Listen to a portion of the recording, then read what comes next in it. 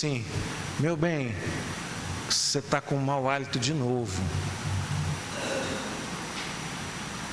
Lá vem você com essas frescuras de novo. Que mulher insuportável, não aguento tudo, nada do que eu faço está bom. Agora até o meu hálito está com defeito. Note, a resposta desse marido não teve nada a ver com o hálito dele. Ele partiu para o ataque. Ele foi naquilo que na filosofia e na arte dos debates é conhecido como argumento ad hominem, contra o homem. É aquela ideia de ataque o mensageiro. E às vezes a gente confunde as coisas mesmo. Por que ninguém gosta de dar notícia ruim? Porque às vezes a pessoa tem a tendência de descontar a raiva no mensageiro. Você já viu alguém dizendo: por favor, eu não tenho nada a ver com isso, eu sou só o mensageiro, não fica bravo comigo? Então é importante ouvirmos com imparcialidade, porque normalmente nós temos preconceitos. Tal pessoa não vai falar nada para mim, justo ele? Olha lá o que ele fez. Tal pessoa, não, tudo pecador. E sabe o que acontece com isso? Acontece aquilo que uma pessoa anônima já disse: um preconceito é um grande poupador de tempo. Ele te capacita a formar opiniões, sem se importar com a verificação dos fatos. Você já bloqueia, já cancela a pessoa. E nós sabemos bem o que é isso na nossa era digital, na nossa era onde você silencia alguém, você impede alguém de visualizar o seu perfil, você impede alguém de enviar mensagens para você. E o que isso tem a ver com o nosso texto aqui? Bom, tem a ver com o fato de que Jesus está conversando e está falando os seus ensinamentos diante de pessoas que se opõem a ele. Os fariseus, os líderes religiosos do povo judeu na época de Jesus, eram pessoas que não estavam interessadas em ouvir Jesus.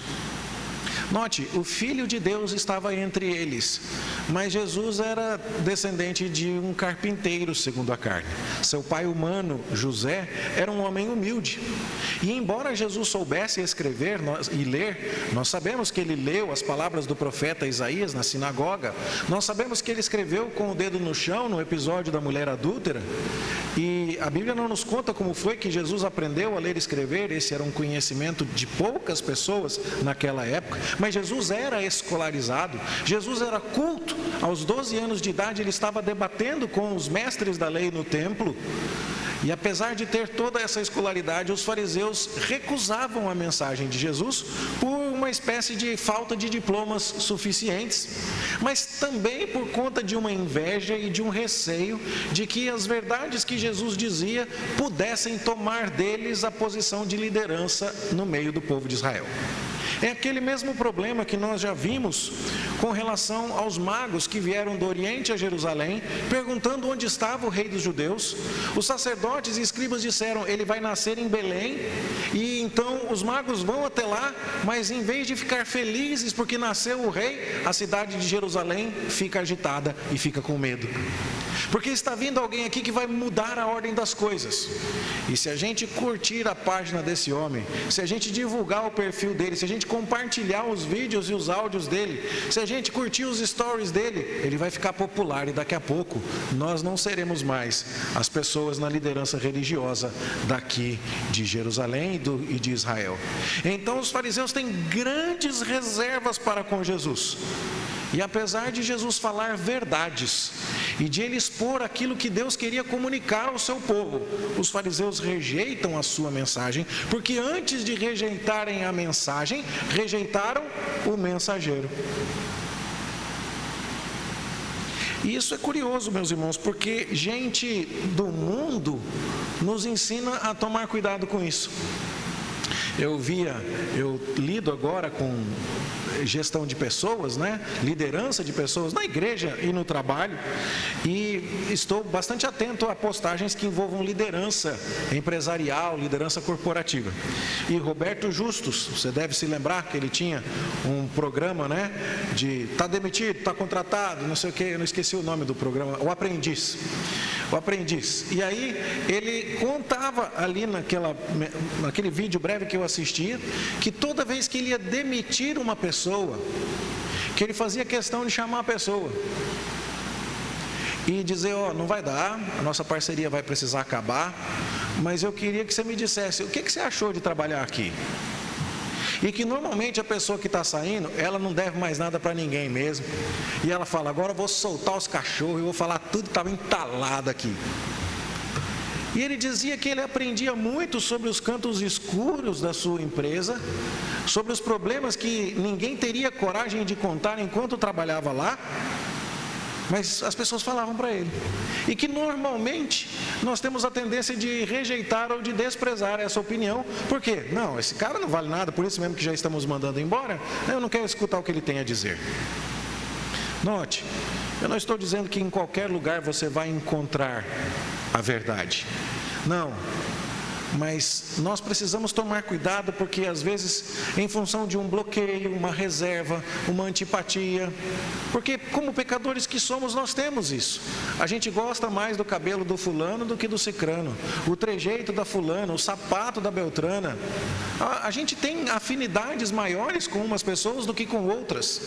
O vocabulário, o jeito de ser, não, ele fala muito como paulista, eu não gosto, eu gosto do sotaque de Pernambuco, que é o mais bonito do Brasil.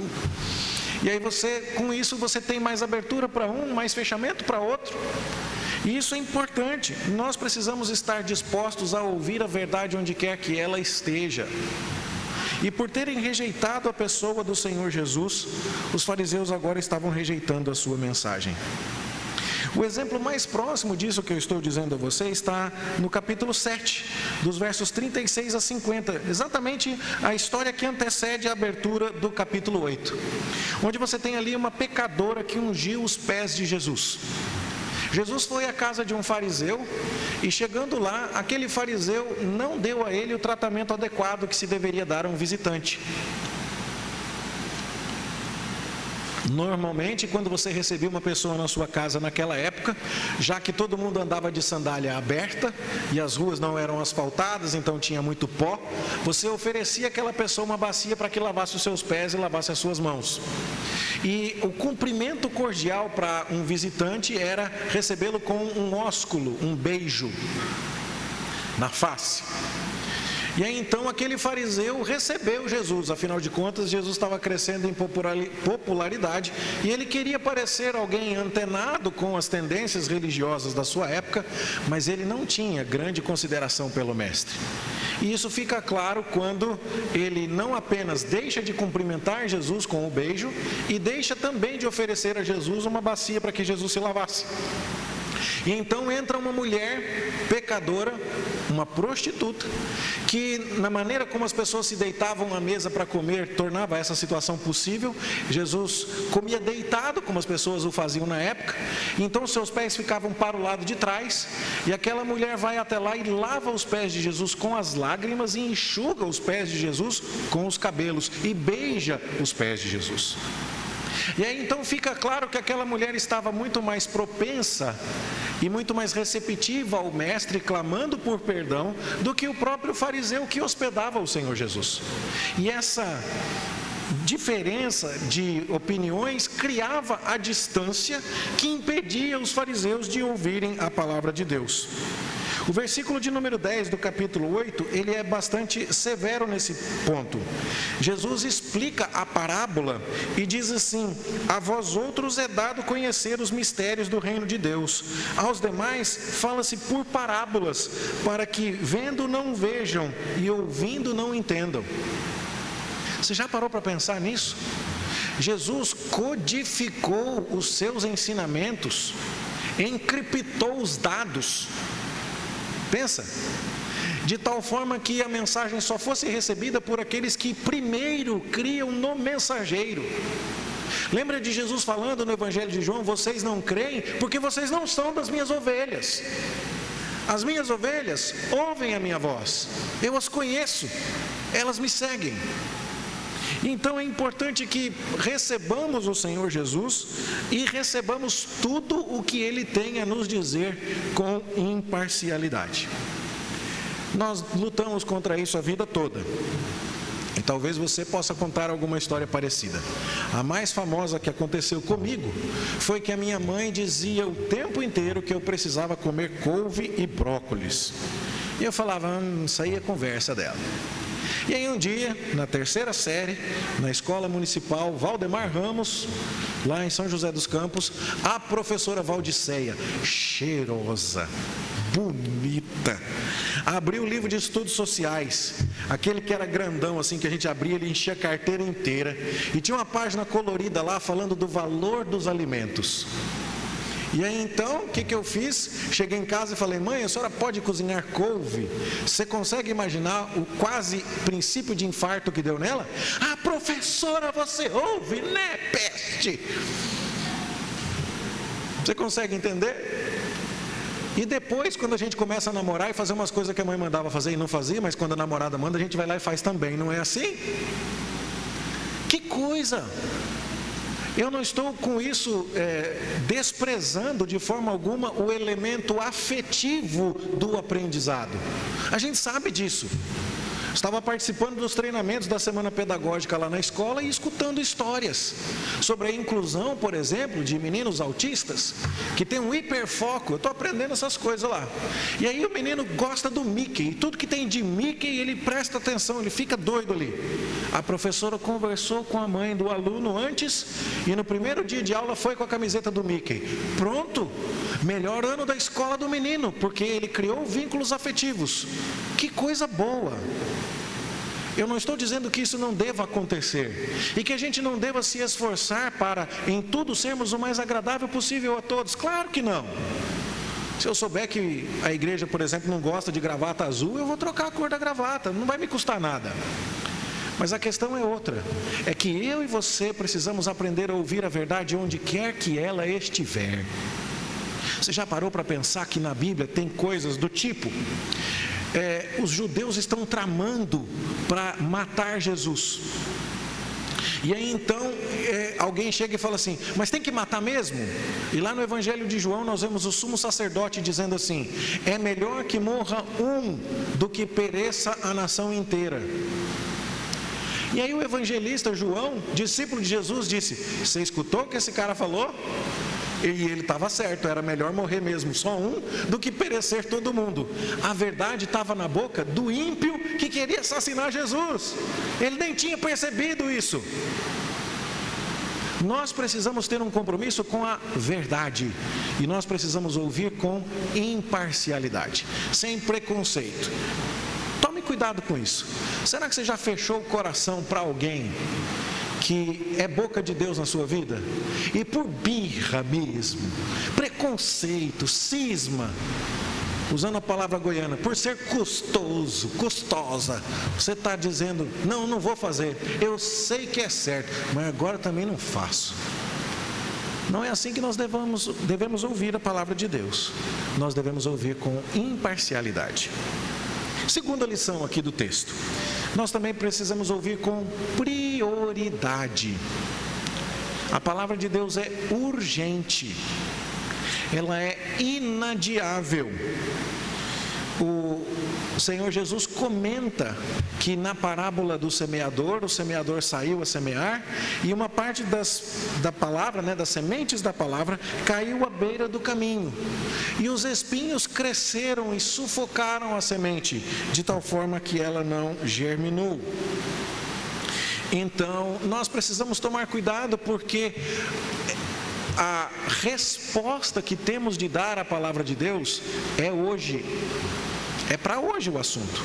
Nós não podemos ficar postergando as coisas, achando que teremos tempo para mais para frente. Aí sim, depois de termos brincado um tanto, depois de termos nos distraído muito, aí então, quando chegar a hora, a gente pode se dedicar à palavra de Deus, ao serviço de Deus, a responder aos ensinamentos do Senhor. Não é assim. Eu ouvi a história quando era adolescente, não esqueci. O pastor que contou a história não lembra e não sabe dizer onde é que foi que ele achou. Eu lembrei a história mais do que ele, guardei mais do que ele. E eu perguntei a ele: pastor, o senhor contou uma história assim, onde é que o senhor encontrou? Ele falou: nem lembro a história, e aí a história se perdeu.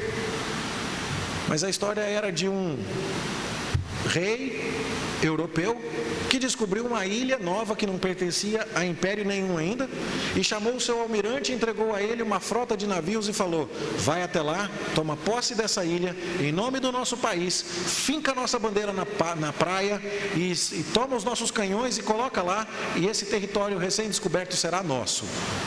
E então o almirante parte com uma esquadra de navios, com milhares de soldados, com canhões, e vai até lá. Só que antes de desembarcar, ele resolve que vai aproveitar essa oportunidade sensacional para ampliar a sua coleção de borboletas. Então ele diz: nenhum soldado desça do navio, eu vou descer com poucos homens no bote, vou coletar espécimes raros que devem ter aqui na ilha para minha coleção de borboletas, e depois que eu voltar, depois de algum tempo, a gente toma posse da ilha. E então ele foi, e passou 3 dias, 4 dias, coletando borboletas muito diferentes, coloridas, voltou com a coleção aumentada em muito. E quando ele está chegando na praia, ele está vendo que está cheio de canhões na praia. E ele já começa a ficar irritado, dizendo: o que os meus soldados fizeram? Desobedeceram minha ordem. Mas aí ele se aproxima um pouco mais e percebe que são canhões de outro país, que são soldados de outro exército. Porque enquanto ele devia estar tomando posse da ilha, ele foi caçar borboleta. Será que você está caçando borboleta na vida? Será que você é da pessoa que está dizendo assim: não, isso aí que o senhor está falando é ótimo, quando eu já estiver aposentado, é isso aí que eu pretendo fazer mesmo. Mas é que agora, sabe como é que é, né? Tem que curtir, tem que... Será que é assim que a gente vive, pensando que pode servir a Deus amanhã? Você conhece alguém que prorroga as coisas e acaba nunca fazendo? Eu cortava cabelo numa barbearia que tinha uma plaquinha dizendo assim: fiado só amanhã. Aí quando você voltava lá no dia seguinte, o fiado era para amanhã de novo. E nós precisamos ouvir a palavra de Deus com prioridade. O escritor A.W. Tozer diz assim: a ideia de que este mundo é um parque de diversões e não um campo de batalha tem sido hoje aceita na prática pela vasta maioria de cristãos fundamentalistas. Nós vamos ter daqui a pouquinho uma aula na escola dominical sobre a vida do apóstolo Paulo. Eu escolhi esse tema para a nossa aula nas conversas que tive esta semana com os irmãos que eu tive a oportunidade de visitar. E todo mundo que eu visitava essa semana, parte da conversa era assim: a vida é difícil, né, pastor? Não é brinquedo, não é fácil não. E como é que faz? Onde é que está escrito na Bíblia que o bom é aqui? Onde é que está escrito na Bíblia que o lugar de descansar é em Pirinópolis? Não, em Caldas. É na Nova Jerusalém, o descanso está lá. É lá que a gente vai encontrar o nosso descanso. O pastor pregou contra as férias hoje. Não é isso que eu falei não, você está me entendendo muito bem. Mas a ideia de que nós teremos embates, sacrifícios, lutas aqui e agora, e que é hora de abraçar a palavra de Deus com urgência e prioridade, e não ficarmos distraídos e, meio que bêbados de prazeres transitórios, de coisas deste mundo. Isso precisa tomar o nosso coração, porque a parábola do semeador que nós lemos e que foi explicada pelo próprio Senhor Jesus, aliás, é a única parábola que Jesus explicou nos detalhes, para ter certeza que você entendeu. Escuta bem, você vai receber a semente da palavra de Deus. Não deixe o espinho crescer em volta. Não deixe que as outras coisas tomem o lugar daquilo que é essencial na sua vida. Isso precisa ser lembrado por nós. No versículo 7, nós vemos o Senhor Jesus dizendo aqui que outra caiu no meio dos espinhos, e estes, ao crescerem com ela, a sufocaram. Note, as coisas que nos impedem de ouvir a palavra de Deus não crescem à parte, elas crescem junto. E tratando desse assunto, o escritor C.S. Lewis, num livro muito interessante que eu recomendo a você que leia, e se chama Cartas de um Diabo ao Seu Aprendiz, ele diz assim: Cartas de um Diabo ao Seu Aprendiz é um livro que trata de um diabão mestre treinando um diabinho estagiário. Certo? É o tio que treina o sobrinho, o demônio, a como infernizar a vida dos crentes. E aí um dia o demôniozinho chega e fala: tio, eu consegui, tio, eu convenci os crentes a não ir para a igreja. Aí o tio fala assim: faz isso não, menino. Como não, tio? Eles não estão indo mais para a igreja. Ele fala assim: não, se você falar para eles não irem à igreja, eles não irão. Mas aí eles vão ficar em casa sem fazer nada. Logo, logo eles vão perceber que estão jogando o tempo fora. E então eles vão para a igreja de volta. Você não tem que tirar a igreja, você tem que colocar outras coisas. Você tem que falar para eles que tudo bem ir para a igreja, mas que afinal de contas eles precisam ter uma vida que precisa aprender a jogar tênis. E se só tiver aula de tênis no domingo às 9 horas da manhã, aí fazer o quê, né? Você diz para eles que eles têm que ir para a igreja, mas não pode ir para a igreja com qualquer calça, tem que comprar uma calça bonita. E se para comprar essa calça bonita tiver que fazer hora extra e trabalhar sábado até meia-noite e está cansado demais para ir na igreja no domingo, aí fazer o quê, né? Então a receita do diabinho não é tira, a receita do diabinho é coloca, acrescenta. E sabe o que a gente faz com a vida da gente? A gente vai colocando coisas, quando na verdade pouca coisa nos é necessária, na verdade uma só. E foi quem que escolheu a melhor parte? Foi a Marta. E ela estava aos pés de Jesus, ouvindo a sua palavra. John Piper conta, e essa frase já tem mais de 10 anos, que no dia do juízo final, Deus vai abrir o Facebook e Ele vai contabilizar as suas horas online e vai dizer assim: quer dizer que você acha que foi falta de tempo? Não deu tempo, pastor. Mas por quê? Quantas horas você passou online essa semana? O relatório do seu telefone te assusta? Será que nós estamos ouvindo a palavra de Deus com essa prioridade ou estamos na prática caçando borboletas? Ouça a palavra de Deus com imparcialidade. Ouça a palavra de Deus com prioridade. E por último, ouça a palavra de Deus com produtividade. Produtividade quer dizer ouvir e praticar. Ninguém deve se esquecer. Quem cantou essa música na IBF, na classe Cordeirinhos de Jesus, em 1972? Levanta a mão. Ninguém deve se esquecer do que Deus na Bíblia diz, mas ouvir e obedecer para sempre ser feliz. Ouvir e obedecer. Escutar, praticar, produzir. A semente que produziu a 60, a 100 por um, é daqueles irmãos que ouvem a palavra de Deus e praticam. A boa terra frutifica com perseverança. É o que nos diz o versículo 15 do Evangelho de Lucas, capítulo 8. É engano pensar que somos uma boa terra se não produzimos bons frutos. É pelo fruto que você conhece a árvore, pelo fruto você conhece a pessoa. E assim, nós não podemos ser pessoas que contêm muita informação e pouca prática e pouca ação. É curioso porque até mesmo o estudo pode ser um caminho de fuga. Conheço gente que, tentando evitar o confronto da palavra de Deus com realidades básicas da sua vida, mergulhou no estudo. E eu não estou dizendo que estudar doutrina seja ruim, que estudar os grandes filósofos reformados e tal seja problema, nada disso. Mas tem gente que se esconde até mesmo no estudo. Estuda e não pratica nunca. Então, assim como o semeador não semeia só por diversão, mas espera colher, assim também ninguém acende uma candeia para colocar embaixo da cama.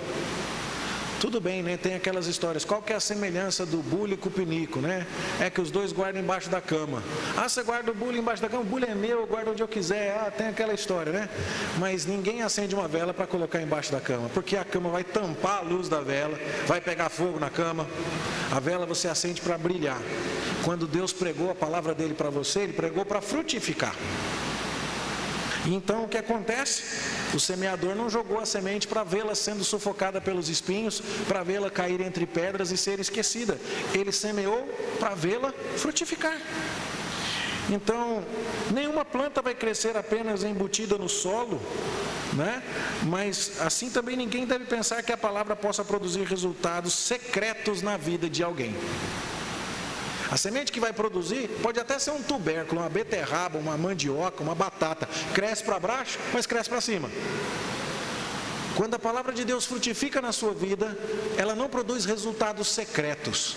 Eu é que sei, pastor, como foi que essa palavra tocou meu coração profundamente. Mas todo mundo que está olhando lá de fora não está vendo mudança nenhuma? Como é que é isso? Né? Então, o sentido inicial desse versículo aqui parece ter sido o de que os mistérios do ministério de Jesus seriam esclarecidos depois. Mas Lucas, com o arranjo desse material, quando ele fala não há nada que tenha sido oculto que não venha a ser revelado, a ideia de que Jesus pregou e falou aos seus discípulos e depois toda a sua verdade seria divulgada no mundo inteiro, essa é uma condição, não é, que nós devemos considerar ao interpretar esse texto. Mas quando Lucas arranja as coisas aqui, o que ele está nos dizendo é: se a semente da palavra foi realmente oculta no seu coração, ela vai se manifestar. Se você realmente ouviu a palavra, você vai produzir. É por isso que a explicação do versículo 18, melhor dizendo, se encaixa bem. Quem tem frutos receberá recompensa. Quem acha que tem, quem julga ter algum fruto escondido, vai ficar sem nada. Quem tem, vai ser acrescentado. Quem não tem, até o que pensa que tem, vai ser tirado. Então é preciso ouvir e praticar. E Jesus, inclusive, diz que quem ouve e pratica é que é da sua família. Maria e os irmãos de Jesus estavam lá querendo falar com Jesus e havia muita gente ali do lado e alguém traz o recado: olha, tua mãe e os teus irmãos estão lá fora. Ele fala assim: quem que é minha mãe? Quem são meus irmãos? São os que ouvem a palavra de Deus e a praticam. Esse versículo costuma ser equivocadamente interpretado por aqueles que afirmam que Maria morreu virgem, sem ter outros filhos, como se os irmãos lá mencionados em Mateus 13:55, filhos de José com Maria, Tiago, José, Simão e Judas, fossem irmãos, ou os primos, né, de Jesus, filhos da irmã de Maria, ou as pessoas que se achegam a Jesus por laços espirituais. Mas não dá para pensar nisso não, era a mãe dele com os irmãos de carne dele mesmo, porque a mãe nunca é espiritual nesse sentido. A mãe de Maria está lá do lado de fora, falando assim: meu filho, a gente quer falar com você. Eles assim: quem tem laço de familiaridade comigo é quem escuta a minha palavra e pratica. John Blanchard diz assim: uma pessoa infrutífera não é um cristão que falhou, mas é um falso cristão. Em outras palavras, alguém que nunca foi cristão. Porque se você ouve a palavra e não pratica, você não é irmão de Jesus, você não é parente de Jesus, ele não tem nada a ver com você, e ele vai dizer no dia do juízo: afastai-vos de mim, vocês que praticam a iniquidade. Então nós precisamos ouvir a palavra do Senhor. Não adianta só vir à igreja. Você conhece gente que malha indo para a academia? Compra a roupa bacana, compra a garrafinha, né? Baixa a playlist no Spotify, entendeu? Toma o pré-treino e tal. E agora eu estou entendendo disso, que o Davi está fazendo academia lá, estou vendo como é que é todo o ritual. Mas chega lá na academia e não faz nada. Muda o shape de alguém isso? E a resposta é claro que não. Se fazer matrícula na academia emagrecesse, o que tinha de gente magra nesse mundo não está escrito. Mas não adianta. Tem que praticar. Tem que praticar. Então, meus irmãos, esta é a palavra de Deus para nós nesta manhã. Será que tem alguém que está falando alguma verdade para você e por conta de algum bloqueio, alguma reserva, algum preconceito, alguma parcialidade, você deixou de escutar? Cuidado. Pode ser um familiar, um cônjuge, um pai, um filho, um professor. Se for verdadeiro, desista, derrube essa barreira e acate. Ouça com imparcialidade. Tinha gente bloqueando e cancelando Jesus e deixou de praticar a verdade. Ouça com prioridade. Você está ouvindo, concordando, balançando a cabeça e deixando para amanhã? Resolva isso e comece a praticar hoje mesmo. Ouça com produtividade.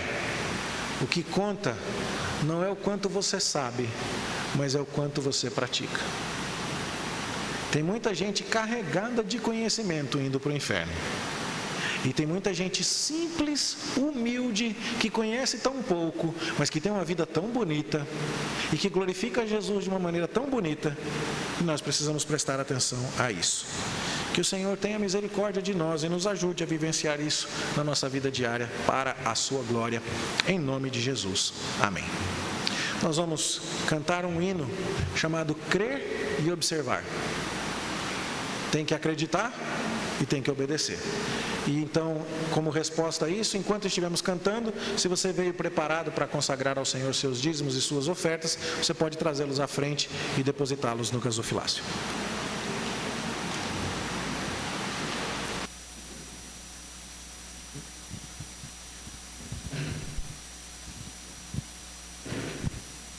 Vamos nos colocar em pé?